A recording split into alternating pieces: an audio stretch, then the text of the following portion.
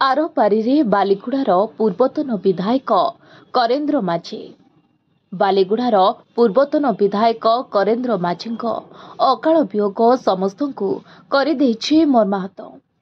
से कंधमाल जिला बालीगुड़ा निर्वाचन मंडली रे दुई थर विधायक होइथिले।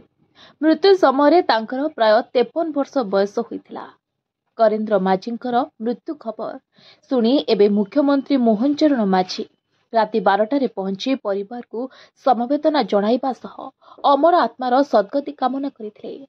मुख्यमंत्री राज्य सभापति मनमोहन सामल, संगठन संपादक मानस महांती, मंत्री विभूतिभूषण जेना, जगतसिंहपुर सांसद विभूत राय, वरिष्ठ बीजेपी नेता सुदीप्त राय, जयंती पढ़ियारी समेत बहु मान्यगण्य व्यक्ति पहुंची परिवार वर्ग को समवेदना जणाइछन्ति। तेबे आज सकाळ 7टा समय विधानसभा परिसर में श्रद्धांजलि ज्ञापन करने पर 8टारे बीजेपी राज्य कार्यालय पहुंचब करेन्द्र माझी मृत्यु शरीर। 9टारे सेठारु बाहरी निज कलिंगनगर बासभवन में शेष दर्शन पर 10टारे कंधमाल जिला अभिमुखे जिब। नयागढ़ दशपल्ला होई फुलबाणी रे पहुंचब। सेठारे कंधमाल जिलार वरिष्ठ नेता माने शेष दर्शन पर बालीगुड़ा अभिमुखे नियाजिब।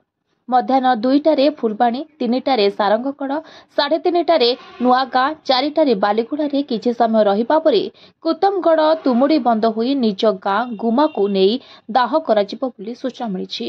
एने कंधमाल रे एक शोकर छाया देखिबा पाई मिली। Bureau report, voice of Odisha live.